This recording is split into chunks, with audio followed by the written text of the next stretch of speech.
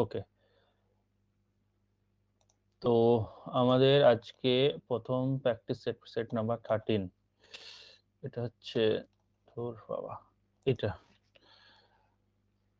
দেখো, এটা দেওয়া ছিল তোমাদের এবং আগের দিন এই চ্যাপ্টারটা পুরো কমপ্লিট হয়ে গেছে, নোটস দিয়ে দেওয়া হয়েছে এবং আমি আরো কিছু কোয়েশ্চেন্স পরে দিয়ে আলোচনা করব। তবে আজকে এই 10টা কোয়েশ্চেন আশা করি তোমরা দেখেছো, যদি নাও দেখে থাকো, যদি পড়ে থাকো বা লিখে থাকো তাহলে হয়ে যাবে এখনই।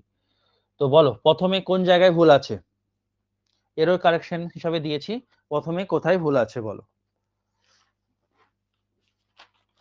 পেরেছো এই প্রথমটা? এটা মনে হয় লিখানো ছিল না, যেগুলো লিখানো দু একটা জায়গায় স্কিপ করে যেতেই পারি, তো সেগুলো প্র্যাকটিস সেটে ধরা পড়ে যাবে। এই জন্য প্র্যাকটিস সেট গুলো আরো দেওয়া। আমার প্র্যাকটিস সেট এখনো হাই লেভেলে যায়নি, আমরা পুরো বেসিক থেকেই করছি, যদিও এই চ্যাপ্টার কোনো আলাদা করে হাই লেভেল হয় না। তো এটাতে ভুল আছে তোমার এই জায়গাটাই, অ্যাপ্রোচ আর নিয়ার। অ্যাপ্রোচ আর নিয়ার কখনো একসাথে হবে না। অ্যাপ্রোচের সাথে নিয়ার যখনই দেখতে পাবে, নিয়ারকে কেটে দেবে, ঠিক আছে? Within an hours journey the will approach Patna, তারা পাটনা পৌঁছাবে, ঠিক আছে? তো পাটনা পৌঁছাবে। হ্যাঁ বলো, হ্যাঁ বলো, কি বলছো আরেকবার বলো।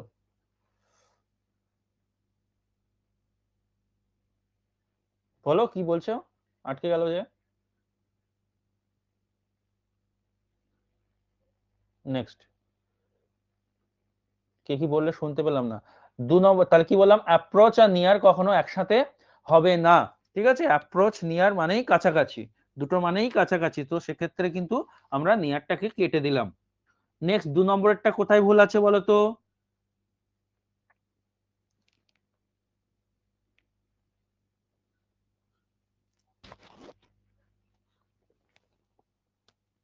বলো,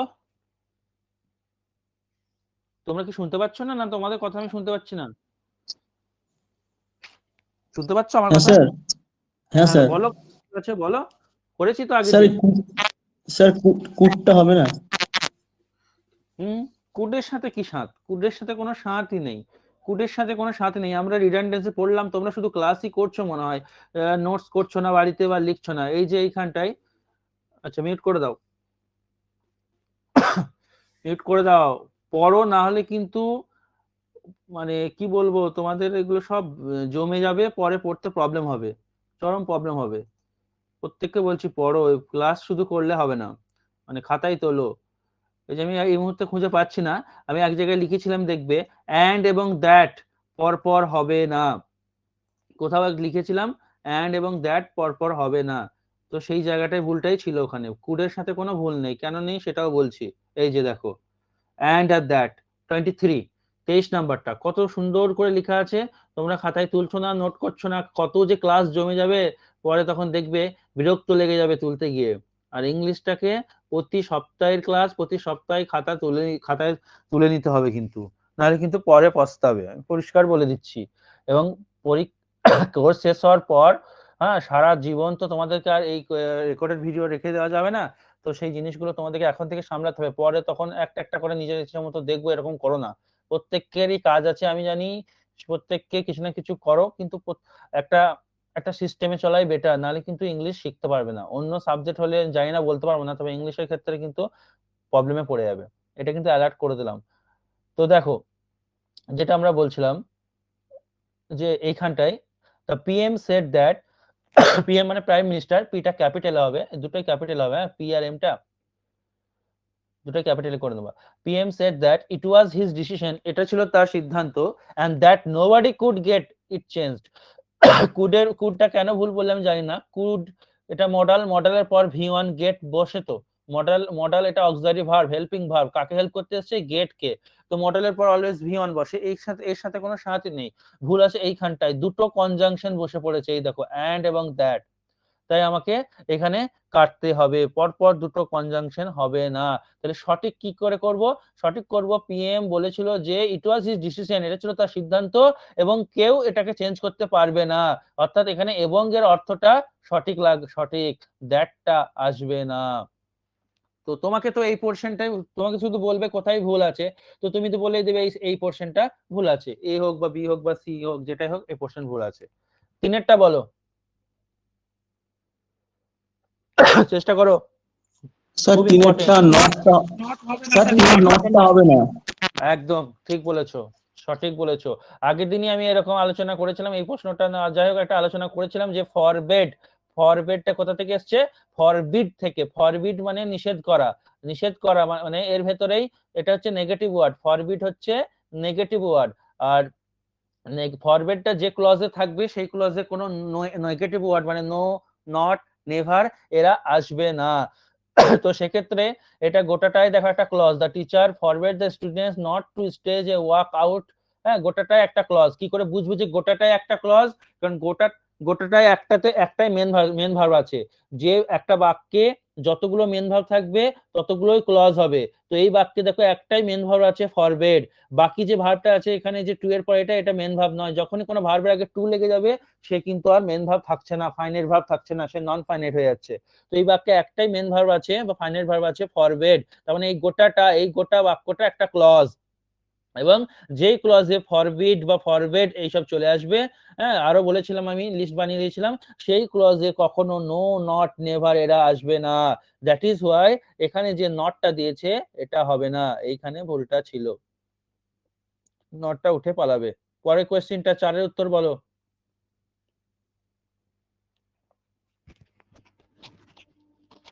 এটাও করিয়েছিলাম, বলো। নাম্বারটা আরেকবার বলেন। কম্পারেটিভলি ওটা উঠে যাবে কি? হ্যাঁ হ্যাঁ বলছি, হ্যাঁ ঠিক বলেছো, এইখানেই ভুলটা আছে। হ্যাঁ 3-এরটা একবার কি বলেন বললাম, আমি আরেকবার বলে দিচ্ছি, শুনে নাও। ফরবেড মানে নিষেধ, ফরবিড মানে নিষেধ করা, আর ফরবিডের ভি2 হচ্ছে ফরবেড, নিষেধ করেছিল। তো নিষেধ করা বা নিষেধ করেছিল এর ভেতরেই তো না ভরা আছে, কোনো কাউকে বাধা দিচ্ছি কোথাও যেতে বা কিছু করতে, তো এটা হচ্ছে নেগেটিভ ওয়ার্ড ফরবেডটা, কারণ এর ভেতরেই না ভরা আছে, নিষেধ করা না করা একে বোঝায়।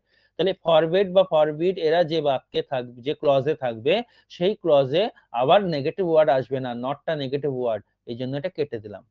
এই হচ্ছে ব্যাপার। 4-এরটা এইখানে কম্পারেটিভলি বেটার যেটা আছে, এইটা কম্পারেটিভলি বলেছিলাম যে কতগুলো ওয়ার্ড বলেছিলাম, তার মধ্যে কম্পারেটিভলি ছিল, যে কম্পারেটিভলি এটা যখনই বাক্যে চলে আসবে এর পরে যে ওয়ার্ডটা অ্যাডজেক্টিভটা বসবে সেই অ্যাডজেক্টিভের কম্পারেটিভ ডিগ্রি আসবে না, এর কি আসবে? এর পজিটিভ ডিগ্রি আসবে, অর্থাৎ এখানে গুড হবে। কারণ কম্পারেটিভলি ওয়ার্ডটা পজিটিভের আগে বসেই এইটাকে গোটাটাই মিলে একটা কম্পারেটিভ ডিগ্রি তৈরি করছে। হ্যাঁ, তো তোমাদের আমি সুন্দর করে লিখে দিয়েছিলাম, নোট করে দিয়েছিলাম যে কতগুলো ওয়ার্ডের কথা বলেছিলাম, যে ওয়ার্ডগুলো লিখে নিতে বলেছিলাম। আমি এখন আর খুঁজছি না, সময় নষ্ট হবে। হ্যাঁ, আগের দিন ক্লাস করেছো যারা তারা জানো, আমি আর খুঁজলাম না, সময় নষ্ট হবে। তো কি বললাম, কম্পারেটিভলি এই ওয়ার্ডটার পর সবসময় পজিটিভ ডিগ্রি বসবে। কম্পারেটিভলি এই ওয়ার্ডটার পর এখানে যেটা বসবে এটা হচ্ছে পজিটিভ বসবে। ডিগ্রি কার হয়? অ্যাডজেক্টিভের হয় আর অ্যাডভার্বের ডিগ্রি হয়, দুজনেরই ডিগ্রি হয়, ঠিক আছে? শুধুমাত্র অ্যাডজেক্টিভ নয়, অ্যাডভার্বেরও ডিগ্রি হয়, আমি অ্যাডভার্ব চ্যাপ্টারে পড়াবো। তো এখানে যে ডিগ্রিটা বসবে সেটা পজিটিভটা বসবে। বেটার হচ্ছে গুডের কম্পারেটিভ ডিগ্রি, পজিটিভ কে? পজিটিভ হচ্ছে গুড, ওই জন্য এখানে বেটারটা কেটে দিয়ে গুড বসাতে হবে। 5-এরটা বলো তো। Sir very little. আচ্ছা, আর কেউ? বেশ, মিট করে দাও। আর কেউ কিছু বলো। খুব ছোট, দেখো লিটিল মানে হচ্ছে ছোট, তো ভেরি লিটিল মানে খুব ছোট। এখানে কোনো ভুল নেই, এটা ঠিকই আছে, এই জায়গাটাই ঠিক আছে। ভুলটা হচ্ছে এইখানটায় দেখো, ইয়েস্টারডে ইন দ্য নাইট, এইটা যদি কোথাও দেখতে পাও, হয়তো দেখে বুঝতে পারবে না এটা কোথায় ভুল, কেউ ধরতে পারবে না, কিন্তু ভুল হচ্ছে গ্রামাটিক্যালি ভুল হচ্ছে এই জায়গাটায়। ইয়েস্টারডে ইন দ্য নাইট যেটা বলছে গতকাল রাত্রে, তো গতকাল রাতে ইয়েস্টারডে ইন দ্য নাইট এরকম করে লেখার প্রয়োজন নেই, বা এরকম এটা ভাবে লেখা যায় না, তোমাকে লিখতে হবে লাস্ট নাইট। গতকাল রাতে ইয়েস্টারডে লিখলে ইন দ্য নাইটটা লেখা যাবে না। এবার গতকাল রাত তুমি ইংরেজি যদি বোঝাতে চাও তাহলে তোমাকে লিখতে হবে লাস্ট নাইট, ইয়েস্টারডে নাইট বা ইয়েস্টারডে ইন দ্য নাইট করবে না। লাস্ট নাইট মানেই গত রাত্রির কথা বলছে, এটা মাথায় রাখবে। এটা কিন্তু সূক্ষ্ম একটা এরর, সূক্ষ্ম ভুল, পুরো লিখে নেবে, এটা এক্সামে এসেছিল একবার। 6-এরটা বলো তো, বলো। ডোন্ট আছে, ছয়ের কথা ডোন্ট আছে, হার্ডলি আছে, ডোন্ট হার্ডলি হবে না। আচ্ছা আচ্ছা ঠিক বলেছো, একদম ঠিক। হার্ডলি, হার্ডলি হচ্ছে একটা নেগেটিভ ওয়ার্ড। তো হার্ডলি নেগেটিভ ওয়ার্ড, তাহলে এই হার্ডলি যে ক্লজে বসেছে সেই ক্লজে কোনো negative word no, not, never এরা আসবে না। নটটা তো নেগেটিভ ওয়ার্ড, তাই নটটা আসবে না। কিন্তু স্যার নটটা যদি আমি তুলে দিই তাহলে কি বাক্যটা শুধু ঠিক না? তবুও ভুল। কেন ভুল? কারণ ডুটাকেও তুলতে হবে। কেন তুলতে হবে? কোনো একটা নর্মাল বাক্যকে আমি যখন নেগেটিভ করি তখন আমার একটা হেল্পিং ভার্বের প্রয়োজন হয়। ঠিক আছে, আরেকবার বলে দিচ্ছি, এগুলো আমি আলোচনা প্রায় করি, আবারও করব, তবুও আরেকবার বলে দিচ্ছি, শুনে রাখো। যে প্রশ্নটা এরকম ছিল, many people don't hardly know দিয়ে ছিল, আর লিখলাম না, এই জায়গাটাই ভুলটা রয়েছে। যেহেতু তো তোমরা শিখে গেছো যে হার্ডলিটা হচ্ছে নেগেটিভ ওয়ার্ড, তো এটা যদি নেগেটিভ ওয়ার্ড হয় তাহলে এই এই ক্লজে আর কোনো নেগেটিভ ওয়ার্ড নেবে না, মানে নো, নট, নেভার, এটা তো নেগেটিভ, তো এরা আসবে না। তাহলে স্যার নটটাকে তাহলে শুধু তুলে দিই, তাহলে হয়ে গেল? না, হবে না। তাহলে উত্তর কি উত্তর এলো? মেনি পিপল ডু হার্ডলি, ডুটাও উঠে যাবে, গোটাটাই উঠে যাবে। কেন? তাহলে স্যার ডু নট, ডুটা কেন এসেছিল? ডুটা এসেছিল, ডুটা এখানে হেল্পিং ভার্ব। আর কোন একটা বাক্যকে নেগেটিভ, কোন একটা বাক্যকে নেগেটিভ অথবা ইন্টারোগেটিভ অর্থাৎ নাবাচক অথবা প্রশ্নবাচক করার জন্য, প্রশ্নবাচক করতে হলে তোমাকে একটা হেল্পিং ভার্বের প্রয়োজন, হেল্পিং, এইচভি মানে হেল্পিং ভার্বের প্রয়োজন। আর হেল্পিং ভার্ব তখন আমাদের কি নিতে হয়? হেল্পিং ভার্বের প্রয়োজন, হেল্পিং ভার্ব নিতে হয় ডু, ডাজ, আর পাস্ট টেন্স যদি হয় তাহলে ডিড। আচ্ছা, তো এটাকে নাবাচক করতে হয়েছিল, তাই আমাকে ডুটা হেল্পিং ভার্ব হিসেবে নিতে হয়েছিল, ডোন্ট করেছিলাম। কারণ এখানে যদি আমি শুধু লিখতাম মেনি পিপল নট হার্ডলি, তবুও ভুল হয়ে যেত। আমাকে এখানে হেল্পিং ভার্বের সাথে নট কে আনতে হবে, নট কখনো একা আসবে না। তাহলে সেই জন্য ডু নট এনেছিলাম। যেহেতু নাবাচক হবে না, তাহলে ডুও উঠে পালাবে, নটও উঠে পালাবে। কি বুঝতে পারলে এবার? পুরোটা ধরতে পারলে তো? শুধু মুখস্থ করবে না, পুরো জিনিসটা কেন হলো, কি জন্য হলো, এটুকু জানতে হবে। তাই ডোন্টটাকে হটিয়ে দিতে হবে। সাতেরটা বলো।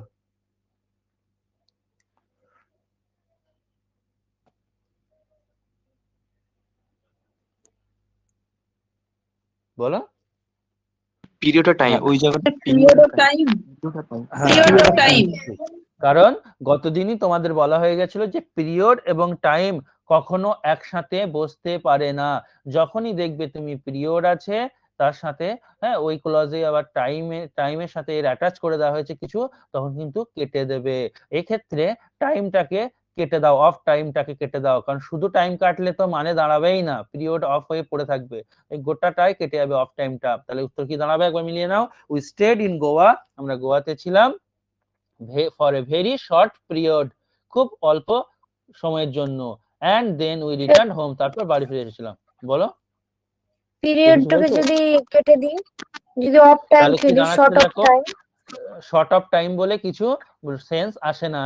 শর্ট অফ টাইম, দেখো তুমি এবার উচ্চারণ করে পড়ো, দেখো শর্ট অফ টাইম বলে কোনো অর্থই আসছে না, টাইমের শর্ট হয়ে যাচ্ছে, বুঝতে পারছো? তাই এটা ভুল। ওই জন্য কাল আগের দিন বলেছিলাম তোমাদের যে সবসময় হুট করে দুটো দেখলে একটা কেটে দিলে উত্তর হয়ে যাবে, এটা ভেবো না। হয়তো তোমরা এররটা ধরে ফেলেছো ঠিকই, কিন্তু যদি সেন্টেন্স ইমপ্রুভ করতে দেয় তখন কিন্তু এররটা ধরার সাথে সাথে সঠিকটাকেও আমাদেরকে লিখতে হয়। তাই গোটাটা পড়বে, পড়ে দেখবে কোনটা মানানসই হচ্ছে, কোনটা খাপ খাচ্ছে, সেই হিসাবে বসাবে। তো এক্ষেত্রে পিরিয়ডটা থাকবে, অফ টাইমটা উঠে যাবে। আটেরটা বলো।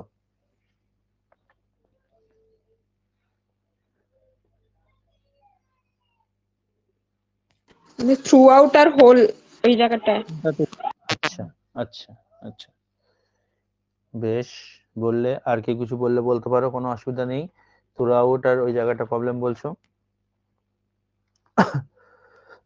বলছে throughout the whole year there was not a single day without some violence, সারা মানে বছর জুড়ে এমন কোনো দিন ছিল না যে সেখানে কোনো না কোনো ভায়োলেন্স হয়নি। তো এখানে বুঝতে পারছো থ্রো আউট মানেই তো সারা ব্যাপারটাকে বোঝাচ্ছে, মানে সমগ্র ব্যাপারটাকে বোঝাচ্ছে। তাহলে আবার হোল ইয়ার বলার কি দরকার? তো এটা হবে না, থ্রু আউট দ্য ইয়ার মানে সারা বছর ব্যাপী। এটা এক্সেসিভ ইউজ হয়ে গেছিল, সুপারফ্লুয়াস ওয়ার্ড, এটা কেটে দিলাম ওই জন্য।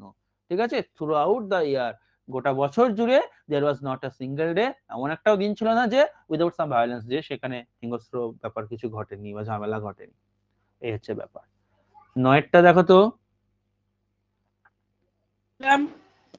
দা রিজন হয় ওইটাই হুম হুম এটাকে দা রিজন হয় রিজন আমি বলে বিকজ দিয়েছিলাম, আছে তারপর হ্যাঁ আমি বলেছিলাম যে রিজনের সাথে যদি কখনো রিজন দেখতে পাও, রিজনের সাথে বিকজ যদি দেখতে পাও ওই ক্লজে পাশাপাশি থাকবে তা না, ওই ক্লজটা দেখলেই তোমার হয়ে যাবে, ওই বাক্যটা দেখলেই হয়ে যাবে ওই জায়গাটাই। তো এখানে বিকজটা কেটে যাবে। দেখো এখানে কি দাঁড়াচ্ছে তাহলে, দ্য রিজন কারণটা, why most of the people commit crime, কেন বেশিরভাগ মানুষ অপরাধ করে, ইজ সেটা হলো যে they have not been properly educated. দেখো তোমাকে যদি আমি মানে করে বোঝাতে যাই না বা স্ট্রাকচার হিসাবে বোঝাতে যাই না, তাহলে কিন্তু তুমি বুঝতে পারবে না, কোনো খাপই তোমাকে বোঝানোই মুশকিল হয়ে যাবে। সুতরাং এক্ষেত্রে মনে রাখবে যে রিজনের সাথে বিকজ আসবে না, তো বিকজটাই কাটবে। ঠিক আছে, হয়তো মনে হবে যে স্যার ইজ এর পর দে বসলো, অ্যাকচুয়ালি ব্যাপারটা একটা কমপ্লেক্স সেন্টেন্স, এটা একটা ক্লজের সাথে একটা ক্লজের লিংক করা হয়েছে, হ্যাঁ, তো ওই জন্য এইভাবে কিন্তু সেন্টেন্সটা কারেক্ট, বিকজটা থাকলে ভুল হয়ে যেত। তাই সবকিছু মানে করে তুমি উদ্ধার করতে পারবে না। তো এই জিনিসটা মাথায় রাখবে, রিজন যদি এইদিকে থাকে অন্যদিকে দেখবা বিকজ দিয়ে দেবে, যদি সুপারফ্লুয়াস ভুল দেয় তাহলে বিকজটাকে কেটে দেবে। দ্য রিজন কারণটা, যে কেন বেশিরভাগ মানুষ ক্রাইম করছে, সেটা হলো যে এটা ইজ, এখানে মনে মনে এখানে দ্যাট আছে, আমি দেখবো এই কথাটাও বলেছিলাম, দাঁড়াও জায়গাটা বের করি, কারণ কোনো কোনো ক্লজে দ্যাট উজ্জ থাকে এবং দ্যাট উজ্জ রেখে বাক্যের অর্থকে মানে প্রকাশ করে দেয়। আমি বলে দেখাচ্ছি, একটু দাঁড়াও, রিজন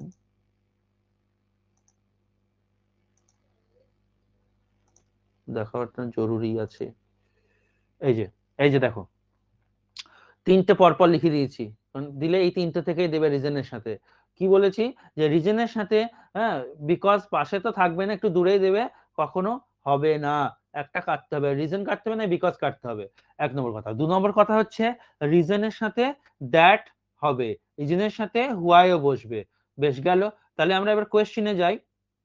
এই যে দ্যাটটা, এই দ্যাটটা সব সময় নাও দিতে পারে, হিডেন থাকতে পারে, কিন্তু দ্যাট তার অর্থটাকে প্রকাশ করে। যেমন দেখো দ্য রিজন হোয়াই, দ্য রিজনের সাথে হোয়াই হবে বলেছি, তাহলে এখানে কাটার কোনো ব্যাপার নেই। তাহলে আমি কোথায় চলে আসবো, পরের দিকে কিছু আছে হয়তো, most of the people commit crime is because, এই যে বিকজটা কাটতে হবে, বিকজটা কাটতে হবে।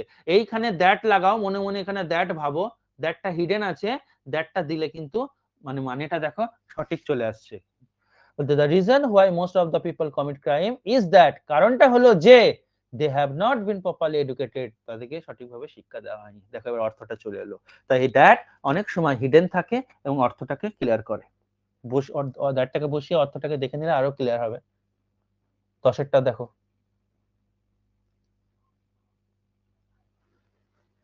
কেম across. The came across. Sir across ক্রসটা কি বাদ যাবে? হ্যাঁ বলছি, তোমরা ঠিক জায়গা তো ধরে ফেলেছো, অসুবিধা নেই। দেখো in Mumbai she came across, হ্যাঁ উইথ, ঠিক বলেছো। In Mumbai she came across মানেই বলেছিলাম সাডেনলি দেখা হয়ে যাওয়া, হঠাৎ করে কারোর সাথে দেখা হয়ে যাওয়া। আর এই হঠাৎ করে কারোর সাথে দেখা হয়ে যাওয়া, এই গোটাটাই হচ্ছে কেম অ্যাক্রস এর মানে। অর্থাৎ এর ভেতরেই তোমার কি কি ভরা আছে দেখো, এর ভেতরে ভরা আছে সাডেনলি, এর ভেতরে ভরা আছে উইথ, কারোর সাথে হঠাৎ দেখা হয়ে যাওয়া, এই ওয়ার্ড দুটোর ভেতরেই ভরা আছে। তাহলে আলাদা করে সাডেনলি যদি থাকে এর আগে পরে কেটে দেওয়া, আলাদা করে যদি উইথ থাকে এর আগে পরে কেটে দেওয়া, কারণ এই ওয়ার্ডের ভেতরেই উইথটা ভরা আছে, উইথ নিয়েই গঠিত এটা। ঠিক আছে, তো এইটা ছিল ব্যাপার। In Mumbai she came across many of his friends who had settled there, Mumbai সে তার অনেক বন্ধুর সাথেই দেখা করেছিল যারা সেখানে সেটেলড হয়েছিল। তাহলে এখানে উইথটা হবে না। তো দেখো একটা সূক্ষ্ম জিনিস এই এরর গুলো দেয়। আমরা এই চ্যাপ্টারটা পড়ি না, জানি না, বুঝি না, তাহলে কি করে এরর কারেকশন করবো? সব এরর কারেকশন করে লাফিয়ে বেড়ায়, স্যার এরর কারেকশন কিছু নোটস দিন, অনেক রকম বলে। এরর কারেকশন কোনো নোটস বলে আলাদা করে কিছু হয় না। ঠিক আছে, প্রতিটা চ্যাপ্টার থেকে প্রতিটা কনসেপ্ট থেকে এরর দিতে পারে। যেমন আগে তোমাদেরকে আমি দিয়েছিলাম তোমাদের গ্রুপে, যে এখনই দেখলে এই যে এই কোয়েশ্চেনটা, বলতো এই কোয়েশ্চেনের উত্তর কোনটা মনে মনে তোমরা করেছিলে? যদি গ্রুপে অনলি অ্যাডমিন করা আছে, কোন উত্তরটা হবে বলো তো? Sir, cousin. Sir C C হবে cousin sir B Sir, B B, আর cousin. C এর মধ্যে স্যার কনফিউশন কাজিন হবে বিটা বি স্যার সি হবে সি ওকে হ্যাঁ, ঠিক আছে, cousin এবার হবে, আমি বলছি। cousin হবে। ওকে ঠিক আছে, আমি বলছি এবার। হ্যাঁ আমি জানতাম এটাই যে বি আর সি এর মধ্যে কনফিউশন হবে, ওই জন্য ওই পোস্টটা আমি এখনই তোমাদের এখানে লোড করলাম। কারণ তো মিউট করে দাও, আমি বলছি একটু মিউট করো। অন অফ মাই ড্যাশ, ওখানে লেখা যাবে না, আমি আরেকবার এখানে লিখছি, ইজ আ টিচার। এটা আগের দিন আমরা যে কনসেপ্টটা শিখেছিলাম যে কাজিন ব্রাদার, হ্যাঁ কাজিন সিস্টার এইগুলো হয় না, কাজিন আঙ্কেল আন্ট হলে হবে, ঠিক আছে, এটা শিখেছিলাম। তো কাজিন ব্রাদার এই অপশনটা ছিল, তো এটাকে আমি প্রথমে বাদ দেবো। পড়ে আছে কাজিন বলে একটা অপশন আছে, আর একটা আছে কাজিনস, দুটোর মধ্যে কোনটা হবে? দেখো সাবজেক্ট ভার্ব এগ্রিমেন্ট চ্যাপ্টার হয়তো আমার কাছে কিছুটা হালকা করে পড়েছো টেটের জন্য, ডিটেলে পাবে তখন ডিটেলে, তো ভালো করে শুনে রাখবে। যখনই ওয়ান অফ বলে থাকবে, ওয়ান অফ দিয়ে শুরু হবে, অর্থাৎ ওয়ান অফ মানে কি অনেকের মধ্যে একজন।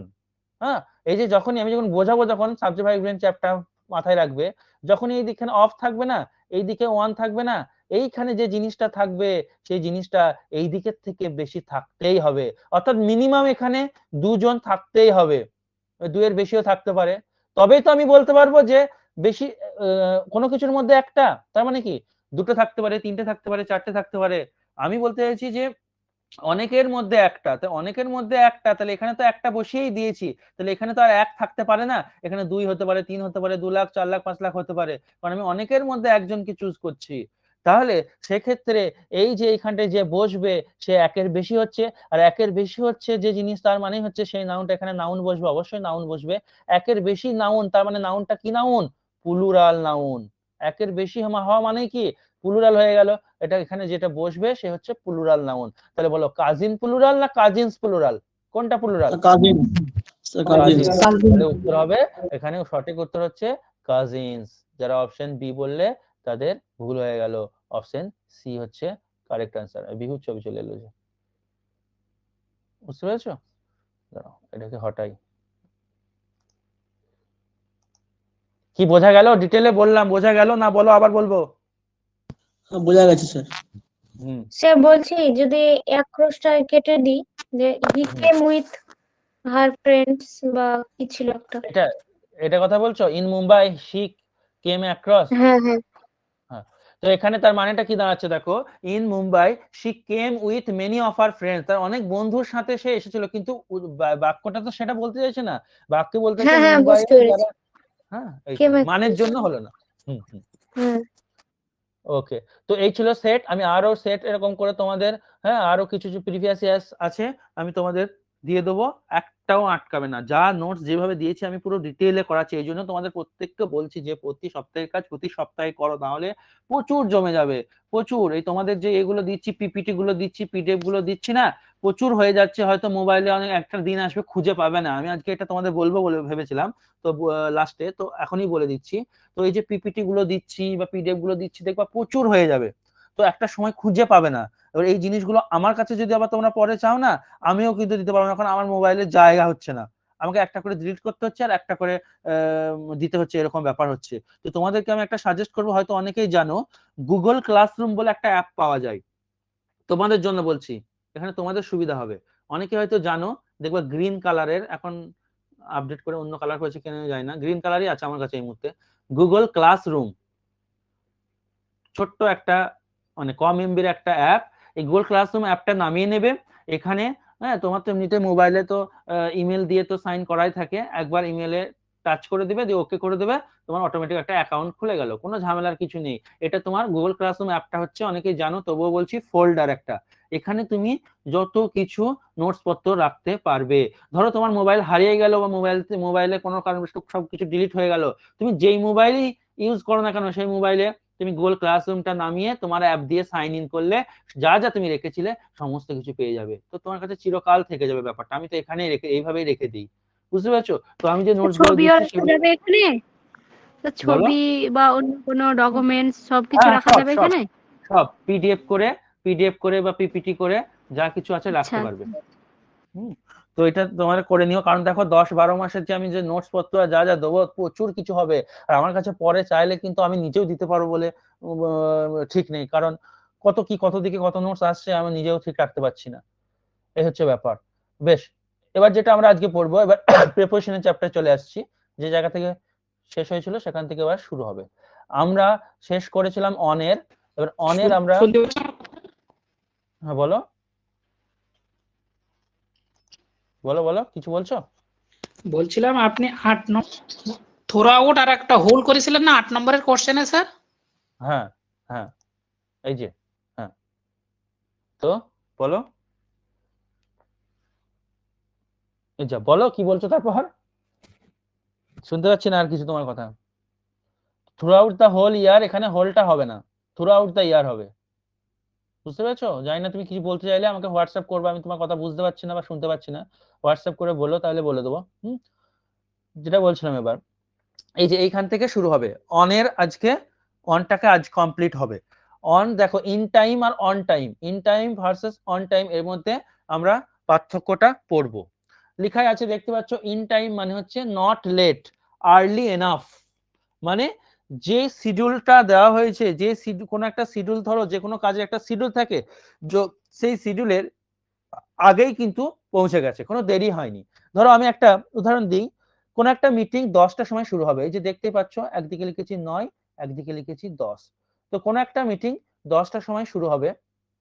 এবার 10টার সময় শুরু হবে, তুমি কি করেছো, তুমি যাচ্ছ, তো তুমি 10টার আগে পৌঁছে গেছো, অর্থাৎ এই যে গোটা ব্যাপারটা এখানে 9টা 5-এ হতে পারে, 9টা 30-এ হতে পারে, 9টা 40-এ হতে পারে, তুমি 10টার আগে পৌঁছে গেছো। তো দেখো আমি অ্যারো দিয়ে দেখিয়েছি এই জায়গায় এই টাইমে পৌঁছে গেছো বা এখানে পৌঁছে গেছো, তখন তুমি কি লিখবে, তুমি মিটিং এ পৌঁছে গেছো ইন টাইম, টাইমে পৌঁছে গেছো, মানে শিডিউলের আগে পৌঁছে গেলে ইন টাইম, ঠিক আছে, আর্লি, আগে আগে পৌঁছে যাচ্ছ। তো এবার ধরো মিটিং ঠিক 10টায় শুরু হবে, তুমি 10টাতেই সেই মিটিং এর স্থলে পৌঁছালে, তখন তুমি বলবে ঠিক এই পয়েন্টটাতেই পৌঁছেছো, তখন তুমি বলবে অন টাইম। তো দেখো লেখা আছে অ্যাট দ্য অ্যাপয়েন্টেড টাইম বা at the schedule time, at the scheduled time, যে টাইমে একদম শিডিউল করা আছে বা অ্যাপয়েন্টেড টাইম যেটা দেওয়া আছে, ঠিক আছে, সেক্ষেত্রে আমরা অন টাইম বলবো। আর টাইমের আগে কোনো কাজ ঘটে গেলে বা পৌঁছে গেলে তখন সেটাকে বলবো ইন টাইম।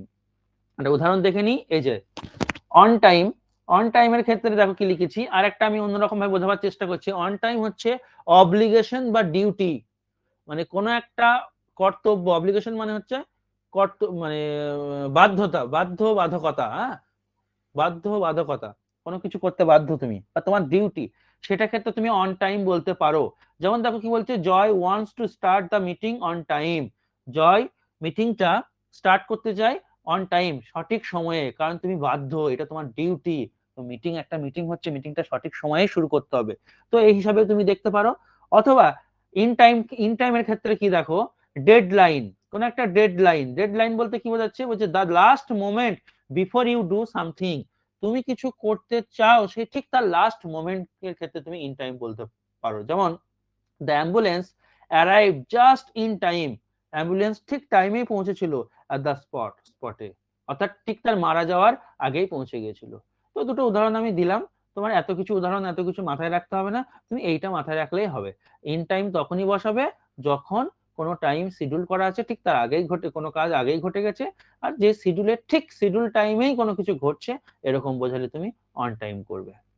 এই হচ্ছে ব্যাপার, এখানে আর কিছু এক্সট্রা বলার কিছু নেই। এবার দেখো, আমি তোমাদেরকে ফিক্সড প্রিপোজিশন, যেটাকে বলা হয় অ্যাপ্রোপ্রিয়েট প্রিপোজিশন, তোমাদের কিন্তু আমি দিয়ে দিয়েছি গ্রুপে, হোয়াটসঅ্যাপ গ্রুপে দিয়ে দিয়েছি। তো সেক্ষেত্রে কিন্তু তোমরা আগে পড়েছো, আবারও পড়তে হবে, এবং আবার ভুলবে আবারও পড়তে হবে, মানে এরকম ব্যাপার।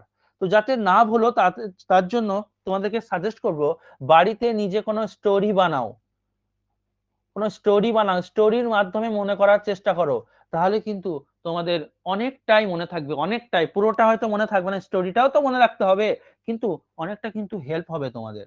আমি একটা দেখাবো তোমাদের, আজকে অলরেডি নোটস দিয়ে দিয়েছি, আমি বসে বসে বানাচ্ছিলাম, যতটা টাইম পেলাম তোমরা কিছু ওখানে ইনক্লুড করতে পারো।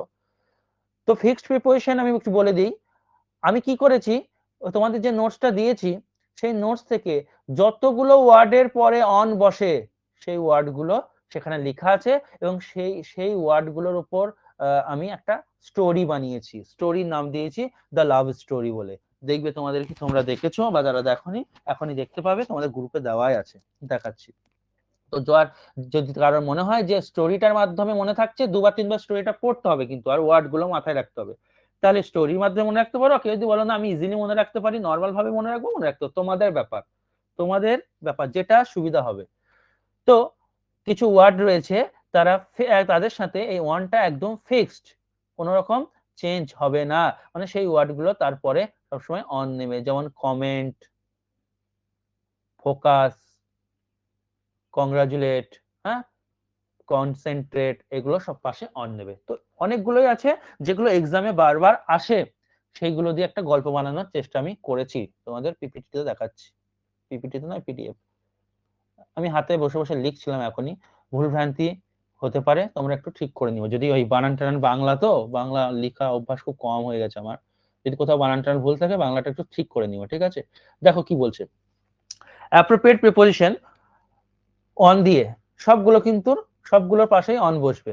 ইনজিস্ট অন বা আপন, কমেন্ট অন, যেগুলোতে অন বা আপন আছে আমি সেটা দুটোই হয়, সেক্ষেত্রে অনও হতে পারে আপনও হতে পারে, একটা তোমাদের এক্সামে অপশনে একটাই থাকবে, হয় অন থাকবে বা আপন থাকবে, ঠিক আছে? Focus on, concentrate on, keen on, congratulate on, depend on, dwell on, embark on, encroach on, impose on, intrude on, reading পড়তে হবে এরকম করে। তো প্রচুর রয়েছে, দেখতেই পাচ্ছ। এইগুলোর মাধ্যমে একটা গল্প বানানোর চেষ্টা করেছি, হ্যাঁ, আমি অনেক স্টুডেন্টের করিয়েছি গল্পের ছলে, তারা কিন্তু তাতে তাদের উপকারে লেগেছে বলছে। তো সেক্ষেত্রে তোমাদেরও আমি দিয়ে দিলাম। তো কি ব্যাপারটা এবার শোনো, যেগুলো আন্ডারলাইন করা আছে মার্কার দিয়ে, মোটা পেন দিয়ে, সেগুলো কিন্তু তোমার মনে রাখতে হবে বিশেষ করে। আর গল্পটা বাকিটা পুরোটা একটা গল্প, গল্পটার নাম দিয়েছি আমি দ্য লাভ স্টোরি। কি বলছে গল্পটা আমি এখানে দেখে দেখে বলছি, তুমি একবার রিডিং করলে নিজেও করতে পারবে। এক বিয়ে বাড়িতে একটি ছেলে একটা মেয়েকে দেখলো, বেশ খুব ভালো কথা, তুমি এর সাথে কিছু নুন ঝাল টক লাগিয়ে নিও, দিয়ে তোমার মতো করে পরিবেশন করো। এবং কেউ যদি নতুন করে এই এই এই ওয়ার্ড গুলো দিয়ে কোনো এরকম একটা গল্প বানাতে পারো, আমাকে একটু দিও, আমি দেখবো কেমন করেছো, ঠিক আছে? তো চলো দেখি। এক বিয়ে বাড়িতে একটি ছেলে একটি মেয়েকে দেখলো, মেয়েটির সৌন্দর্য দেখে ছেলের ভুরু কপালে উঠে গেল। মানে মেয়েটি এতটাই সুন্দর, পুরো তুমি একদম পুরো এইভাবে মুখস্থ করবে না, তুমি কি মুখস্থ নর্মালি, একটা মেয়ে একটা ছেলেকে বিয়ে বাড়িতে দেখলো, মেয়েটা এতই সুন্দর ছিল যে ছেলেটি তার সৌন্দর্য দেখে তার ভ্রুটা কপালে উঠে গেল। হ্যাঁ, এই ভ্রু কপালে উঠে গেল ইংরেজি হচ্ছে ফ্রন, তোমাকে এই ফ্রন ওয়ার্ডটা মাথায় রাখতে হবে। এবার এর পাশে কি হবে, আমরা তো আজকে কি পড়ছি, এর সবার পাশেই কি হবে, অন হবে। আমরা যাই আজকে এই গল্পে যা যা প্রিপোজিশন ওয়ার্ড ব্যবহার করব, সেই ওয়ার্ডটার পরে কিন্তু অন হবে। তাহলে আবার চলে আসি, বারবার বারবার আমি বললে তোমাদের এখনই মুখস্থ করাবো। একটা বিয়ে বাড়িতে একটা ছেলে একটা মেয়েকে দেখলো, মেয়েটা এতটাই সুন্দর, সেটি দেখে একদম তার ভ্রুটা কপালে উঠে গেল, ঠিক আছে? তো ভ্রু কপালে উঠে যাওয়া ইংরেজি, তো এইভাবে বাড়িতে মুখস্থ করবে, আমি যেভাবে বলছি, ভ্রুটা কপালে উঠে যাওয়া ইংরেজি হচ্ছে ফ্রন, FROWN। একবার পড়ে নেবে, জাস্ট মনে থাকবে। এবার ছেলেটি কি করবে, মেয়েটির সাথে কথা বলার জন্য তার মনটা একদম ব্যাকুল হয়ে উঠলো, ছেলেটি কিন্তু মেয়েটির সাথে আবার কথা বলতে চাইছে। ব্যাকুল হয়ে ওটা ইংরেজি হচ্ছে কিন। তাহলে কিনের পর কি বসবে, অন, ফ্রনের পর অন, কিনের পর অন। আবার বলছি, বারবার বারবার বলবো আমি, একটি মেয়েকে একটি ছেলে বিয়ে বাড়িতে দেখলো, মেয়েটি এতটা সুন্দর যে ছেলেটি ভুরু তার কপালে উঠে গেল, ভুরু কপালে উঠে গেল ইংরেজি হচ্ছে ফ্রন। এইভাবে বাড়িতে কিন্তু রিডিং করে পড়তে হবে, লজ্জা করলে হবে না, নিজে নিজে পড়তে হবে, একটু লাউডলি পড়তে হবে যাতে মাইন্ডে ঢুকে যায়, ঠিক আছে? এবার ছেলেটি কি করবে, মেয়েটির সাথে কথা বলতে চাইবে, তাহলে তার মনটা কি হয়ে গেল কথা বলার জন্য, না ব্যাকুল হয়ে গেল। তো ব্যাকুল ইংরেজি কি, কিন, এটা মুখস্থ রাখতে হবে, এটা তো আমি আর গল্প বানাতে পারি না। এবার ছেলেটি কি করছে, এতটা ব্যাকুল হয়ে পড়লো, সে প্যান্ডেলে, ধরো প্যান্ডেলে হোক বা সেখানে কোনো দেওয়াল ছিল, সেই দেওয়ালে হেলান দিয়ে আরাম করে মেয়েটিকে মনোযোগ দিয়ে দেখা শুরু করলো এবং মেয়েটির উপর ফোকাস করতে শুরু করলো, ঠিক আছে? তাহলে হেলান দিয়ে আরাম করে দাঁড়ানোর ইংরেজি হচ্ছে রিক্লাইন। তাহলে রিক্লাইনের পর কি বসাবো, আমি অন বসাবো। মেয়েটির উপর হেলান দিয়ে দাঁড়িয়ে মেয়েটিকে কি করতে লাগলো, মেয়েটির উপর ফোকাস করতে লাগলো, দেখতে লাগলো, মেয়েটির উপর কনসেন্ট্রেট দিল, মনোযোগ দিতে শুরু করলো এবং তাকে নিয়ে ভাবতে লাগলো। এটা চিন্তা মানে এখানে ভাবতে লাগলো লিখবা, হ্যাঁ, শুনতে ভালো লাগবে, তাকে নিয়ে ভাবতে লাগলো। তো ভাবতে লাগা ইংরেজি হচ্ছে ব্রুড। ব্রুডের পর অনও হয় ওভারও হয়, যেহেতু অন পড়ছে এখানে অনটাই মনে রাখো, ঠিক আছে? ব্রুড মানে কাউকে নিয়ে চিন্তা করা, গভীর চিন্তা করা বা গভীর ভাবে তাকে নিয়ে ভাবা, ঠিক আছে? একটা প্যারাগ্রাফ হলো। চলো এবার পড়ি, মুখস্থ করি। এক বিয়ে বাড়িতে একটা মেয়ের সাথে একটা ছেলের দেখা হলো, ছেলেটি মেয়েটার এত সৌন্দর্য যে ছেলেটি তার সৌন্দর্য দেখে ভ্রুটা কপালে উঠে গেল। ভ্রু কপালে উঠে যাওয়া ইংরেজি হচ্ছে ফ্রন। আমি কিন্তু মুখস্থ হয়ে গেলাম, আমি না দেখেই বলছি। এবার ছেলেটি কি করবে, মেয়েটির সাথে কথা বলার জন্য তার মন একদম ব্যাকুল হয়ে পড়লো বা আকুল হয়ে উঠলো। ঠিক আছে, তো ব্যাকুল হয়ে ওঠা ইংলিশ কি? কিন। কিন মানে ব্যাকুল হয়ে উঠলো বা উৎসুক। ব্যাকুল যদি বুঝতে না পারো, উৎসুক বা উৎসাহী, কিন মানে। ওকে, তো ছেলেটি কি করলো, দেওয়ালে ঠেস দিয়ে আরাম করে মেয়েটার ব্যাপারে ভাবতে লাগলো, গভীর চিন্তা করতে লাগলো, মেয়েটার ব্যাপারে ফোকাস করতে লাগলো, মেয়েটাকে নিয়ে কনসেন্ট্রেট করতে লাগলো, মনোযোগ দিতে থাকলো। ঠিক আছে, তো কনসেন্ট্রেট, ফোকাস, রিক্লাইন, ব্রুড, এগুলো সবের পর কি বসবে? অন বসবে। এরপর কি ঘটলো, বন্ধুদের কাছে, আচ্ছা তোমরা এই লেখাটা এতে বোঝা যাচ্ছে তো তোমাদের? আমার কাছে একটু ঝাপসা লাগছে, বোঝা যাচ্ছে তো মোটামুটি? হ্যাঁ স্যার, বোঝা যাচ্ছে। স্যার বোঝা যাচ্ছে। হ্যাঁ, পেনের লেখা তো একটু হালকা লাগবে। তো বন্ধুদের কাছে মেয়েটি সৌন্দর্য নিয়ে তার প্রশংসা সূচক কমেন্ট করতে লাগলো। ঠিক আছে, ছেলেটি কি করবে বা স্বাভাবিক যেটা হয়, এখন বন্ধুদের কাছে গেল, মেয়েটার ব্যাপারে বলতে লাগলো, কি বলতে লাগলো, তার ব্যাপারে প্রশংসা সূচক কমেন্ট করতে লাগলো, যে মেয়েটা খুব দারুণ দেখতে, ফ্যান্টাস্টিক, নাইস, এক্সেলেন্ট, হ্যাঁ না তা না। তাহলে বন্ধুদের কাছে গিয়ে মেয়েটি তার ব্যাপারে কমেন্ট করতে লাগলো। তার মানে কি, কমেন্টের পর আমরা কি বসাবো? অন বসাবো। সে বন্ধুদের সাথে এবার আলোচনা শুরু করলো। আলোচনা শুরু করা ইংরেজি হচ্ছে ডেলিবারেট। দেখো লেখায় আছে ডেলিবারেট, তার মানে ডেলিবারেটের পর কি বসবে? অন বসবে। তো মেয়েটাকে নিয়ে বন্ধুদের সাথে আলোচনা শুরু করলো যে কিভাবে মেয়েটিকে প্রপোজ করবে। কারণ ভালো লেগেছে, প্রপোজ তো করবে, কিভাবে মেয়েটিকে প্রপোজ করবে, তো সেই ব্যাপার নিয়ে তার বন্ধুদের সাথে আলোচনা শুরু করলো। বন্ধুদের কথা শুনে বন্ধুরা কিছু একটা পরামর্শ দিল, এখানে সিনটা কেটে দিলাম, ধরে দাও। বন্ধুরা কিছু পরামর্শ দিল, তো বন্ধুদের কথা শুনে ছেলেটি মেয়েটির বাড়ি চলে গেল। মানে ওই দিন, পরের দিনের কথা বলছি। এই জায়গাটা তোমরা কিছু ইনক্লুড করে নিতে পারো, আমি মাথায় যা এলো যতটা পারলাম লিখেছি এখানে। তো পরের দিন মেয়েটার বাড়ি চলে গেল বন্ধুদের কথা শুনে, যে ওকে বাড়ি গিয়েই প্রপোজ করবা, রাস্তাঘাটে করতে হবে না। কিন্তু গিয়ে দেখলো মেয়েটার বাড়ির দরজায় লেখা আছে অনধিকার প্রবেশ নিষেধ। হ্যাঁ, অনধিকার প্রবেশ নিষেধ। অনধিকার প্রবেশ নিষেধ ইংলিশ তিনটে, এই তিনটের পরে অন হয়, ইনক্রোচ, ইন্ট্রুড, ট্রেসপাস। তিনটে কিন্তু মনে রাখতে হবে। চলো আরেকবার আমরা রিপিট করি। এক বিয়ে বাড়িতে একটা ছেলের সাথে মেয়ের দেখা হলো, মেয়েটা এতটাই সৌন্দর্য, ছেলেটি তাকে দেখে তার ভ্রুটা একদম কপালে উঠে গেল, ফ্রন্ট মানে ভ্রু কোচকানো হলো। এবার মেয়েটির সাথে কথা বলার জন্য ছেলেটির মন ব্যাকুল হয়ে উঠলো। ব্যাকুল হওয়া ইংরেজি কি? আগ্রহী হওয়া ইংরেজি কি? কিন। ছেলেটি এখন কি, তারপর কি করলো, দেওয়ালে ঠেস দিয়ে, হেলান দিয়ে আরাম করে, অর্থাৎ রিক্লাইন মানে ঠেস দেওয়া, মেয়েটির ব্যাপারে মনোযোগ দিতে থাকলো। তো মেয়েটির উপর মনোযোগ দিতে থাকলো। কনসেন্ট্রেট মানে মনোযোগ, ফোকাস করতে লাগলো, ফোকাসি, এবং তার ব্যাপারে গভীর ভাবে ভাবতে লাগলো। ব্রুড মানে গভীর ভাবে ভাবা। এবার তাকে প্রপোজ করবে, সে কি করবে?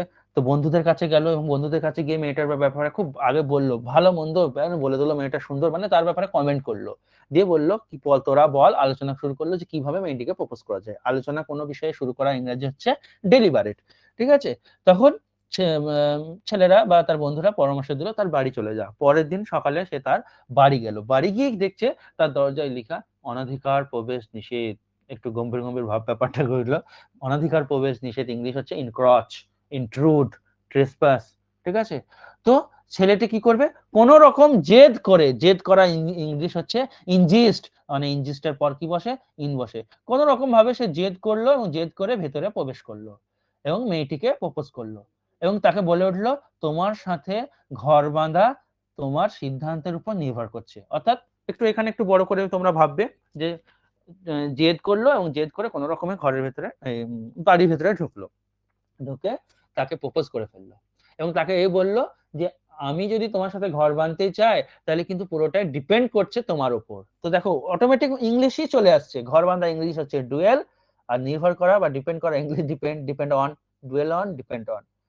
সেই সময় মেয়েটির বাবা বেরিয়ে এলো, এবং মেয়েটির বাবাকে দেখে ছেলেটি, মানে তার হবু শ্বশুরকে দেখে মাথা নত করলো। মাথা নত করা ইংরেজি হচ্ছে বেন্ট। একটু লজ্জা পেয়ে গেছে, মাথা নত করলো।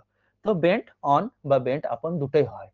এবং তার বাবা বলল, মেয়েটির বাবা বলল, তুমি এত বড় সিদ্ধান্ত নিয়েছো, এবং এত বড় সিদ্ধান্ত আমার মেয়ের উপর চাপিয়ে দিচ্ছ। তো কারোর কিছুর উপর চাপিয়ে দেওয়া, জোর করে চাপিয়ে দেওয়াকে বলে ইম্পোজ করা। ইম্পোজের পরে তাহলে কি বসিয়ে দেবো? অন হবে। এবং মেয়েটি এবার চাপিয়ে দিচ্ছ, দিয়ে এখানে একটু কিছু তোমরা পারলে লিখে নেবে, আমি শর্টকাটে মেরে দিয়েছি। যে মেয়েটি সিদ্ধান্তটা নিল, কি নিল? মেয়েটির ছেলেটির প্রতি একটু দেখিয়ে তাকে প্রতি করুণা হলো। করুণা ইংরেজি হচ্ছে টেক পিটি অন। করুণা হলো, করোনা করে দিও না যেন, করুণা হলো, ঠিক আছে। এবং তার তার মানে একটু হাসলো, হাসা ইংরেজি স্মাইল, স্মাইলের পর অন হবে। স্মাইলের পর যখন অন হয় তখন তার প্রতি অনুরাগ জন্মানো, এরকম বোঝায়। তো আমি এখানে হেসেই বললাম, তার হাসলো এবং তার পয়েন্টে রাজি হয়ে গেল। এখানে তার প্রস্তাবে বলবে না, কি বলবে, পয়েন্টে। কারণ প্রস্তাবে কারোর সাথে রাজি হওয়া হলে এগ্রি টু হয় তখন, ঠিক আছে। আর কোনো পয়েন্টে রাজি হওয়া হলে এগ্রি অন হয়। তাহলে ছেলেটি যে পয়েন্টটা দিল তার ব্যাপারে, যে তাকে তাকে যদি ঘর বাঁধতেই হয় তাহলে কিন্তু তার উপর ডিপেন্ড করছে হ্যাঁ না তা না, তো সেই পয়েন্টে রাজি হয়ে গেল, তো এগ্রি অন এ পয়েন্ট।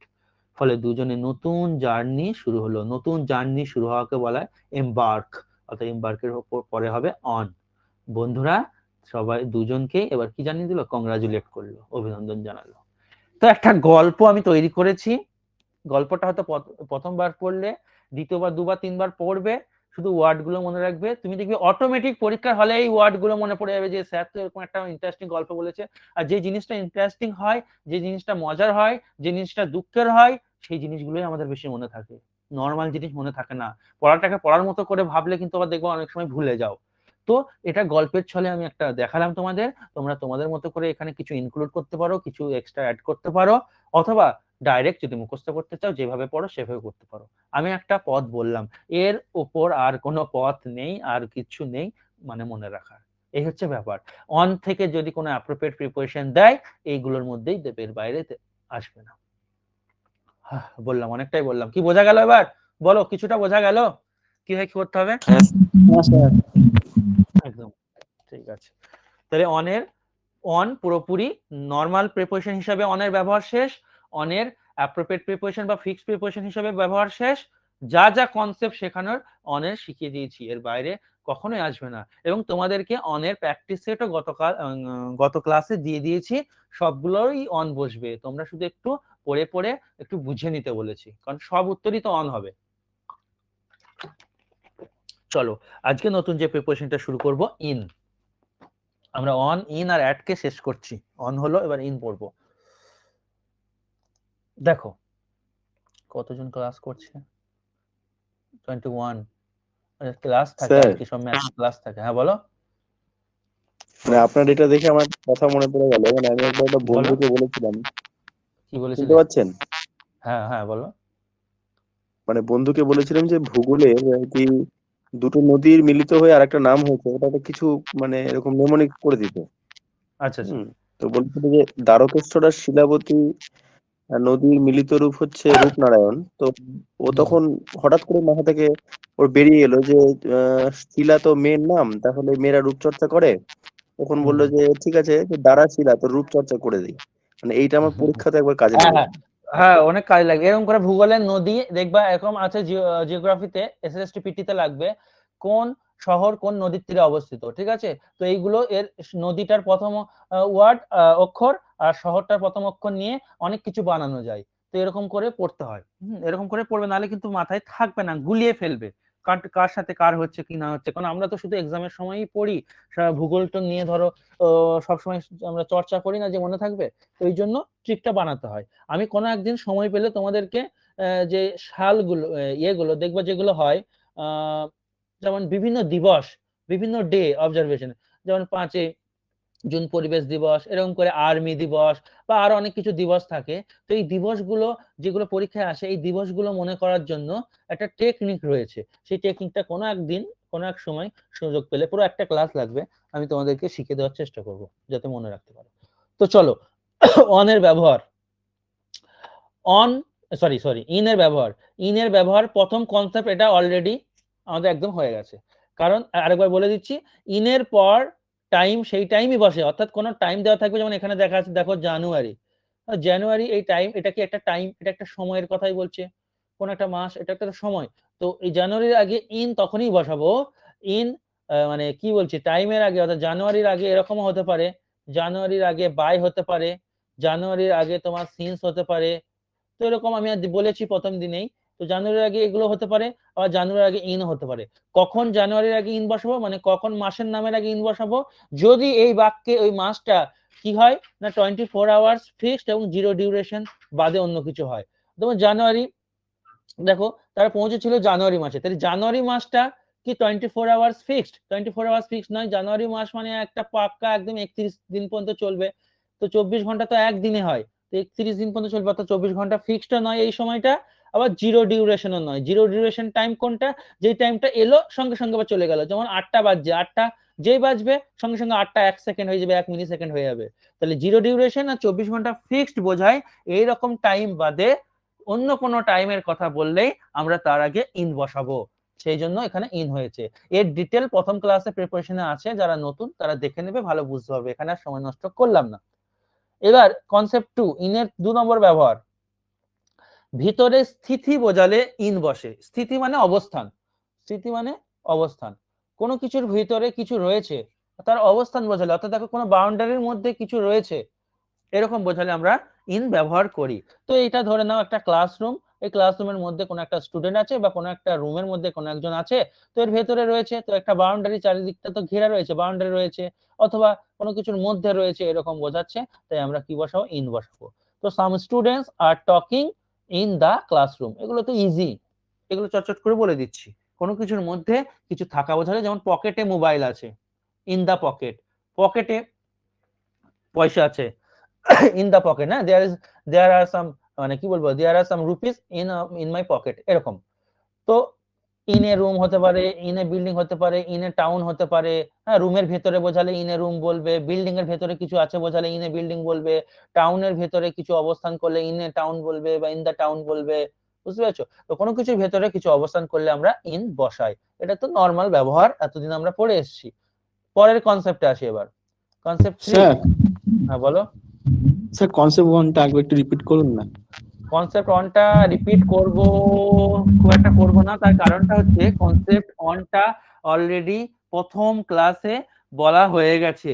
হ্যাঁ, তোমরা প্রথম ক্লাসে শুনেছো আমি কি বলেছিলাম, যে অ্যাটের পর টাইমের আগে, কোনো টাইমের আগে অ্যাট কখন হয়, কোনো টাইমের আগে ইন কখন হয়, কোনো টাইমের আগে অন কখন হয়, এই তিনটে খুব ডিটেলে বলেছি, পুরো একটা ক্লাসের মানে অনেকটা সময় ওখানে কেটে গেছে। আরেকবার বলে দিচ্ছি, মানে কেন বলছি বলো তো, এখানে বললে বুঝতে পারবে না, তার কারণ হচ্ছে এই টাইমটার আগে ইন কেন বসে বুঝতে গেলে তোমাকে কখন টাইমের আগে অন বসে বুঝতে হবে, কখন টাইমের আগে অ্যাড বসে বুঝতে হবে, তবেই তুমি ইনটা বুঝতে পারবে। তাই ফার্স্ট ক্লাসটা দেখো, প্রিপারেশন সম্ভবত ফার্স্ট ক্লাসে নেই, সেকেন্ড ক্লাসে আসে মনে হয়, সেকেন্ড বা থার্ড কিছু একটা ক্লাসে আছে, একটু দেখে নিও কোন ক্লাসে আছে গো, কেউ বলতে পারবে? তাহলে ও দেখে নেবে, কেউ বলতে পারবে কোন ক্লাসে এটা আছে? 3 না 2 গো, একে নেই আমি শিওর। স্যার তিন সেকেন্ড মনে হচ্ছে ক্লাসে সম্ভবত, আছে। তিন। আচ্ছা, হয় সেকেন্ড বা স্যার তিনে থার্ড, দুইও আছে। আচ্ছা আচ্ছা, তো ওই ক্লাসটা একটু দেখে নিও, হ্যাঁ, নাহলে তোমাকে এখন আমি ইন টাইম বোঝাতে গেলে পুরো ক্লাসটা চলে যাবে, কারণ ইন টাইম বোঝাতে গেলে তোমাকে অ্যাট টাইম বুঝতে হবে আর অন টাইম বুঝতে হবে, তবে ইন টাইমে আসবে। তাই কিছু ঠিক মনে আছে করো না, যদি না বুঝতে পারো পরের দিন আমি প্রথমেই বলবে, ঠিক আছে? ঠিক আছে স্যার। এবার দেখো কনসেপ্ট 3, ইন এর পর কোনো রং বা কালি, এটা কিন্তু মাথায় রাখবে, রং বা কালি মানে কোনো রং বা কালি দিয়ে কিছু করা বোঝালে তার আগে আমাকে ইন বসাতে হবে। কি রকম? দেখো আমরা নর্মালি কি বলি, যে দে বা এ লেটার ওয়াজ রিটেন, এটা চিঠি লেখা হয়েছিল, ড্যাশ মি, অবভিয়াসলি এখানে কি হবে? বাই মি, আমার দ্বারা চিঠি লেখা হয়েছিল। কিন্তু এখানে দেখো, উই রোড দিস লেটার, আমরা এই চিঠিটা লিখেছিলাম ড্যাশ ইঙ্ক, বা রক্ত দিয়ে কেউ চিঠি লিখেছে, বা ইঙ্ক কালি দিয়ে কেউ চিঠি লিখেছে, তখন কিন্তু আর বাই ইঙ্ক হবে না, বেশিরভাগ জন এখানে বাই করে দেয়, যারা জানে না কেটে দেবে, ইন ইঙ্ক বা ইন ব্লাড, মাথায় রাখবে এটা। কারণ কারণ হচ্ছে ইনটা কোনো, দেখো পেন দিয়ে লিখছি, ঠিক আছে, পেন দিয়ে লিখছি, বা এরকম বাই মি হতে পারে, বা এখানে দিতে পারে বাই পেন, বাই পেন, ঠিক আছে? তো এই যে পেনটা, পেনটা একটা ইনস্ট্রুমেন্ট বা টুল, যেটার মাধ্যমে আমরা কাজ করি, কিন্তু ইঙ্কটা কি? ইঙ্কটা হচ্ছে পেন, এটা যদি পেন হয়, পেনের ভেতরে ইঙ্কটা ভরি তবে লেখাটা হয়। ইঙ্কটা হচ্ছে ম্যাটেরিয়াল, ইঙ্কটা হচ্ছে ম্যাটেরিয়াল, আর পেনটা হচ্ছে টুল। তো কোনো ম্যাটেরিয়াল দিয়ে কিছু করা বোঝালে তখন আর বাই হবে না, তখন ইন হবে। এই দুটোই দিবে, দিলে এই দুটোই দিবে, ইন ইঙ্ক কিংবা ইন ব্লাড, এই দুটোর মধ্যেই দেবে। বেশিরভাগ জন বাই ইঙ্ক বাই ব্লাড করে দেবে, বুঝতে পেরেছো? তারপরে দেখো পরের কোয়েশ্চেন, পরের কনসেপ্ট, এই যে এবার একটু এগুলো আমরা ডিটেলে দেখে নেবো। ইন দিয়ে বিশাল কিছু সমস্যা নেই, তাই ইন দিয়ে অনেক যেমন কত কনসেপ্ট ছিল টাইম লাগলো, ইনের টাইম লাগবে না, ইনের এখনই আজকেই শেষ হয়ে যাবে ইনটা। দেখো প্রথমে কি বলছে একটু জুম করে নিও। তুলনামূলক বড় স্থানের পূর্বে, এটা তো আমরা সকলেই জানি যে ইন বসে কার আগে, না এখানে কোনো প্লেস থাকবে। এই যে প্লেসটার কথা বলছে, এই প্লেসটা কোনো বড় বা বিখ্যাত বড় লিখবে, বড় কোনো বড় প্লেস হতে হবে, বড় শহর, বড় জায়গা, কোনো দেশ, হ্যাঁ বড় স্থান, লিখে দিই বড় স্থান বা দেশ, হ্যাঁ এই ধরনের রাজ্য, রাজধানী, এইসবের আগে কি হবে, ইন হবে। তো এটা আমরা ছোট থেকে পড়ে আসছি। দেখো he lives at Uttara in Dhaka, Dhaka একটা রাজধানী বড় জায়গা, তাই ইন হলো। ঢাকার মধ্যে অবস্থিত ছোট্ট একটা জায়গায় উত্তরা, তাই অ্যাট হলো। আমরা অ্যাটের ব্যবহার যখন পড়বো তখন তোমাদের বলবো ডিটেইলে, দেখবে একসাথে পরপর 3টে প্লেস থাকবে। এমন উদাহরণ আছে একসাথে পরপর 3টে প্লেস থাকবে, তার মধ্যে এই 3টে প্লেসের মধ্যে যে হচ্ছে সব থেকে বড় তার আগে শুধুমাত্র ইন বসবে, বাকিগুলো অ্যাট। ঠিক আছে, ধরো এখানে একটা বড় প্লেস আছে, এইখানটাতে বড় প্লেস দিয়েছে, তার আগে 3টে শূন্যস্থান, বা এখানে এখানে একটা জায়গা, এখানে একটা জায়গা, এখানে একটা জায়গা, তার মধ্যে এইটা হচ্ছে হ্যাঁ বড় জায়গা, এটা হচ্ছে বড় স্থান, বাকি এই দুটো হচ্ছে ছোট স্থান। তো শুধুমাত্র বড় স্থানের আগে ইন বসবে, বাকি যে ছোট স্থান, তার মানে এগুলো যে একবারে ছোট তা নয়, এগুলো হচ্ছে পরপর 3টে স্থান থাকলে শেষে বড় স্থানটা দেবে, তার আগে ছোট থাকবে। মানে কোনো দেশের ভেতরে জেলা, জেলার ভেতরে মহকুমা, তার ভেতরে গ্রাম, এরকম ব্যাপার আমি এটার সময় বলবো ডিটেইলে। ঠিক আছে, এখানে এটা এটার ব্যাপার। তারপর দেখো পরেরটা, অনেক বড় জায়গার দিকে বোঝাতে, the sun rises in the east, সূর্য পূর্ব দিকে ওঠে। মানে এটা মনে রাখবে দিকের নামের আগে ইন বসে, অনেক বড় জায়গার দিকে, এটা এটা এটা বুঝতে না বুঝে দিক, দিকের নামের আগে ইন বসে, in the east, in the west. পেশা বোঝাতে, পেশা, পেশা প্রফেশন, পেশা মানে profession. He joined in navy, সে নেভিতে জয়েন করেছিল, তো এটা একটা পেশা। তারপর দেখো he wants to join in teaching, টিচিংটা কি, এটা একটা পেশা। তো পেশা বোঝাতে তার আগে আমরা ইন ব্যবহার করব। পরেরটা, কোনো বিষয় বা ভাষা বোঝালে ইনের ব্যবহার হয়। কি বলছে, he has completed graduation in English, সে ইংলিশে গ্র্যাজুয়েশন কমপ্লিট করেছে। বা হি স্পিক্স, ধরো এরকম দিল, হি স্পিক্স, সে কথা বলে ড্যাশ ইংলিশ। তো এই ক্ষেত্রে কিন্তু ইংলিশটা হচ্ছে তোমার একটা কি, এক্ষেত্রে ইংলিশটা একটা সাবজেক্টের নাম, তাই না, এক্ষেত্রে ইংলিশটা সাবজেক্ট। তো সাবজেক্টের নামের আগে ইন হচ্ছে। আবার যদি ইংলিশটা ভাষা হিসাবে প্রয়োগ হয়, যেমন এখানে প্রয়োগ হয়েছে যে হি হ্যাজ কমপ্লিটেড, না এখানে সাবজেক্ট হিসাবে প্রয়োগ হয়েছে, এখানে আমি ভুল বললাম, তো সরি সরি, উল্টো হয়ে গেল, বলছো না, এইটা হচ্ছে ভাষা, সে ইংলিশে কথা বলে, এইটা হচ্ছে ল্যাঙ্গুয়েজ, আর ওইটা ছিল সাবজেক্ট, সে ইংলিশে গ্র্যাজুয়েশন করেছে, তাই না। তো কোনো ভাষার নামের আগে বা কোনো সাবজেক্টের নামের আগে আমরা ইন বসাবো। তারপর দেখো রেসপন্সিবিলিটি, কোনো রেসপন্সিবিলিটি, কোনো দায়িত্ব, এরকম কিছু বোঝালে ইন ব্যবহৃত হয়। কিরকম, you have to do the work in your risk, তোমাকে কাজটা করতে হবে ঝুঁকি নিয়ে, তোমার ঝুঁকিতে, তোমার রিস্ক নিয়ে তোমাকে কাজটা করতে হবে। তো এটা কিন্তু কারোর দায়িত্ব বা বিবেচনার বিষয়, সে কিভাবে কি করবে না করবে তার বিবেচনার বিষয়, সেক্ষেত্রে কিন্তু ইন ব্যবহৃত হবে। তারপর বছর, মাস, ঋতু, এইগুলো আমি এখানে আলাদা করে বলছি না, কারণ ওই ক্লাসে ডিটেলে বলা আছে যে বছরের আগে কেন ইন হয়, মাসের আগে কেন ইন হয়, ঋতুর আগে কেন ইন হয়, এবং এই আবার বছরের আগে সিন্স হতে পারে, বছরের আগে বাই হতে পারে, কেন হয়, সব ডিটেলে কিন্তু বলা আছে, এটা বললাম না। ভবিষ্যতে কিছুদিনের মধ্যে কি হবে বোঝালে ইন ব্যবহৃত হয়। বলছে I will learn English in 100 days, আমি 100 দিনের মধ্যে ইংরেজি শিখবো। তো কোনো একটা নির্দিষ্ট দিনের মধ্যে কোনো কাজ সম্পূর্ণ হবে এরকম বোঝালে তুমি ইন ব্যবহার করবে। তাই ভবিষ্যতের কথা বলছে, এখনো শেষ হয়নি, তুমি সম্পন্ন করবে, তাই ভবিষ্যৎ। অবস্থা বোঝাতে, এটা এটা এটা কিন্তু লাগবে, খুব ইম্পর্টেন্ট, কোনো অবস্থা, কারোর কোনো কন্ডিশন বা অবস্থা বোঝাতে, যেমন দে আর ইন ব্যাড বা গুড সিচুয়েশন। তো তার সুতরাং কারোর কোনো অবস্থা যদি কিছু বোঝায়, কারোর কোনো কন্ডিশনের কথা বোঝায়, তাহলে কিন্তু ইন ব্যবহৃত হয়। তারপর কোনো ব্যক্তির মধ্যে বোঝাতে, কোনো ব্যক্তির মধ্যে, যেমন উদাহরণটা দেখি তাহলে বুঝতে পারবো, উই শুড টেক দিস, আমাদের উচিত এইটাকে গ্রহণ করা, টেক দিস কোয়ালিটি, এই কোয়ালিটিটাকে বা এই গুণটাকে গ্রহণ করা, ইন আস, আমাদের মধ্যে। তাহলে আমাদের মধ্যে আমরা কি, আমরা ব্যক্তি, তো ব্যক্তির মধ্যে কিছু গুণাগুণের কথা বলছে, তাহলে এর ভেতরে আছে, এই জন্য কি হচ্ছে, ইন ব্যবহৃত হচ্ছে। তারপর দেখো সময়ের মধ্যে বোঝাতে, কোনো একটা নির্দিষ্ট সময়ের মধ্যে কোনো কিছু বোঝাতে আমরা ইন ব্যবহার করি, যেমন ইন দ্য ইভিনিং সন্ধ্যায়, in a day, in an hour 1 ঘন্টায়। ধরো আমি এরকম বললাম আমি 1 ঘন্টায় এটা বুঝিয়ে দেবো, তাহলে 1 ঘন্টা ইংরেজি কি বলবো? In an hour. তাহলে একটা নির্দিষ্ট সময়ের মধ্যে বলছি, তাই সময়ের মধ্যে বোঝালে আমাকে ইন ব্যবহার করতে হবে।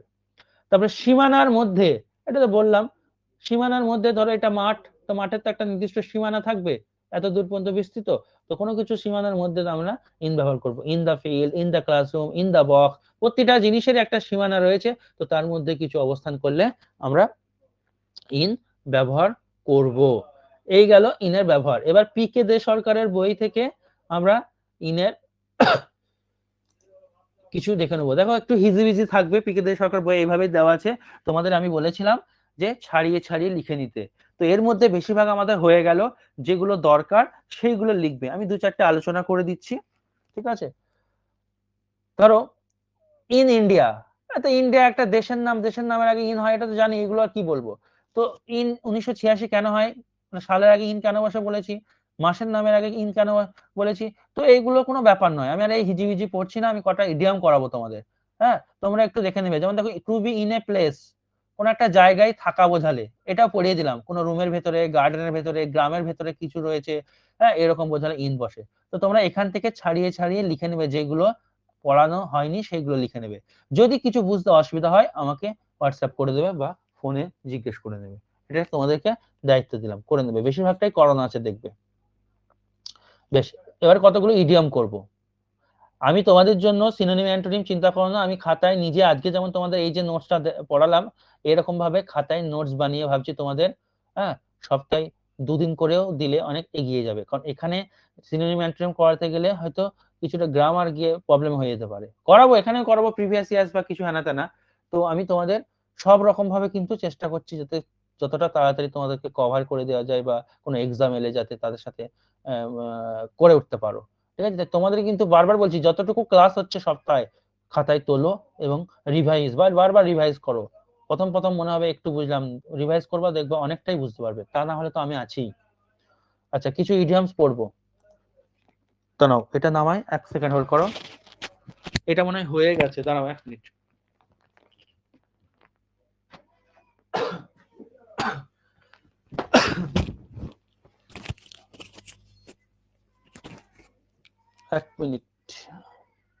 অ্যাট ডেড অফ নাইট, এটা মনে হয় হয়েছে। কেউ বলো তো যারা প্রতিদিন ক্লাস করো, লাস্ট এটাই হয়েছে না? মনে আছে কারণ?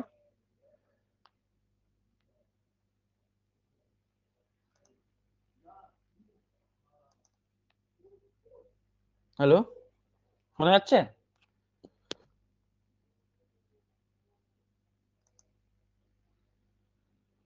বলছি শুনতে পাচ্ছ? কেউ শুনতে পাচ্ছ না?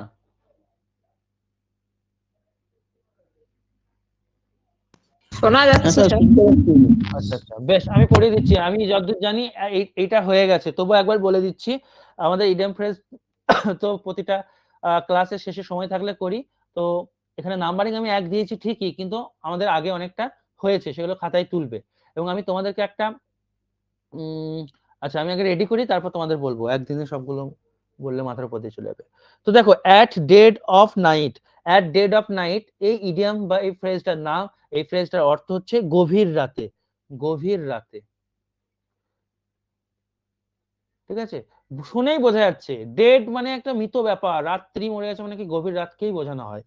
তো অ্যাট ডেড অফ নাইট এর ইংলিশ হচ্ছে darkest part of the night, যে সময় অন্ধকার নেমে আসে, darkest part of the night. এই হচ্ছে ব্যাপার। পরের চলে যাও। বা কুইটেস্ট, আরেকটা লিখে দিই, কুইটেস্ট, যে সময় চুপচাপ থাকে চারিদিক। দ্য কুইটেস্ট, কিউ হবে এখানে, এখানে একটা ই হবে, হ্যাঁ, quietest part of night. Next idiom দেখো, অ্যাট ডেথস ডোর, ডেথ দিয়ে করে দিচ্ছি, পরপর পরপর আমি করাচ্ছি। ডেথ ডোরস, এই ডেথস এর ডোর মানে হচ্ছে মৃত্যুর দরজায় বা মৃত্যুর দ্বারে। এর ইংলিশটা কিভাবে লিখবো? মৃত্যুর দ্বারে।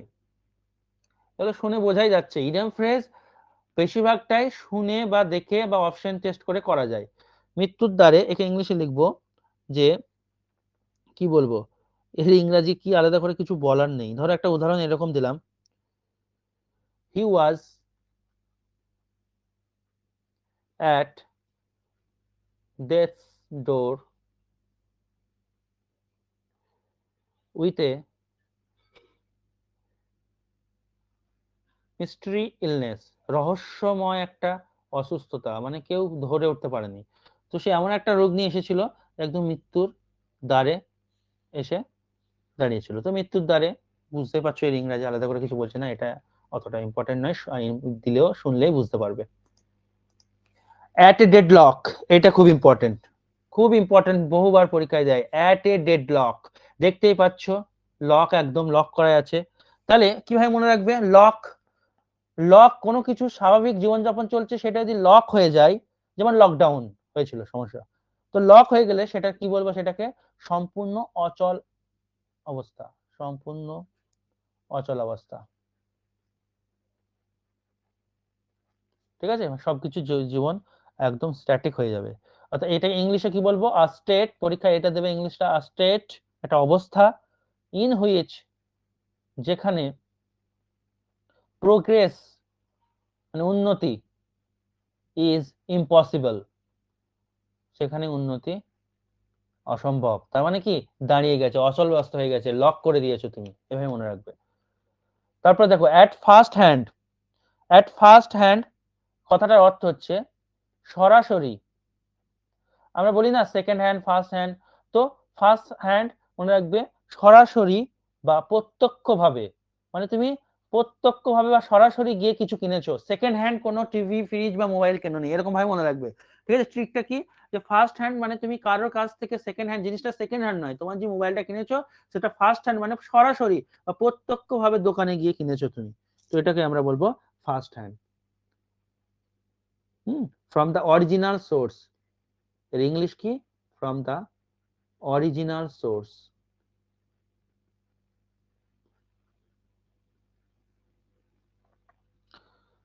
বা আরেকটা বলতে পারো ডিরেক্টলি, সরাসরি ইংলিশ কি?